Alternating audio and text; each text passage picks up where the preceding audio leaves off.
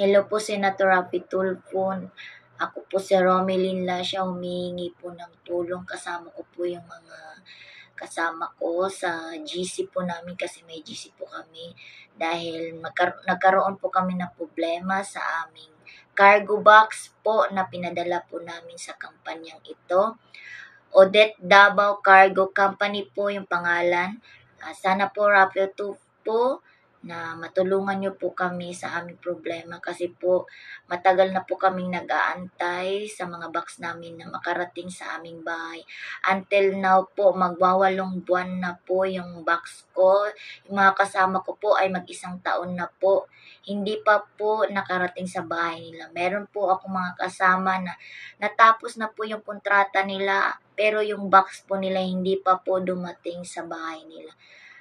Sana po, Raffy Tulfo, ay mabigyan nyo po ito ng pansin kasi po itong cargo box po namin ay nagdadagdag po ng stress namin dito sa abroad. At sana po ay mabigyan nyo po ng pansin. Senator Raffy Tulfo, tulungan nyo po kami. At sa mga company po ng Odette Davao po, palagi po kami nag-a-update sa kanila. Yung iba po mga kasamahan namin ay galit na po at binablock po nila. Tapos yung iba naman ay palaging tumatawag pero hindi naman po sinasagot. Nagre-ring lang po yung messenger nila tapos hindi po sinasagot, pati yung WhatsApp nila.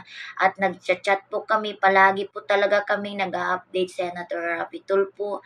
At ang palagi din nilang sagot sa amin is waiting for forwarder na po daw yung mga box namin at inaantay daw po nila yung team forwarder kung kailan po daw sila magbibigay ng schedule para po sa mga box namin at maihatid sa mga bahay namin. Pero ang nakapagtataka lang po ay matagal na po palang nandun sa Davao yung mga cargo box namin at bakit hindi po nila magawa ng solusyon para maihatid po sa mga bahay namin. Kasi po yung mga laman ng mga box po namin, Senator Raffy Tulfo, is pinaghirapan po namin, dugo at pawis po namin yun.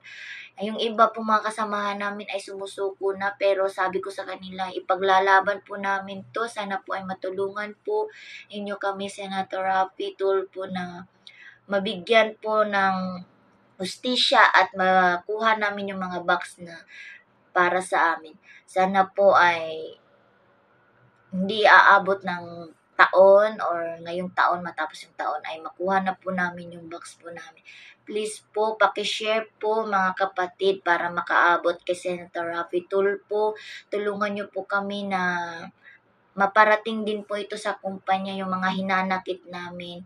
At sana ay ayusin po nila yung pag-coordinate sa amin at maihatid na po yung mga box namin.